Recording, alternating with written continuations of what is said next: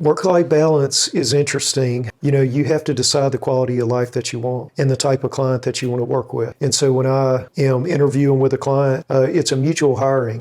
I'm agreeing to serve them and they're agreeing to hire me and allow me to serve them. And so I like to set expectations on my end, just like I would like to know their expectations. And some of that is something is not an emergency on a weekend, then we try not to deal with it on that weekend. And this is more pertaining to the listing side of the business. On a buyer side of the business, we have buyer's agents that are ready to serve at any moment, because what we're not going to do is allow our schedule to allow one of our clients to miss a property that they really want. So we're always going to make that happen in a timely manner. But for our seller clients, that's something where we can be more systematic with our approach on time. We let them know, hey, we work from 9 to 5 on weekdays, and it's better for me to work a healthy 40 hours than an unhealthy 70 hours where I end up divorced and in a bad family situation.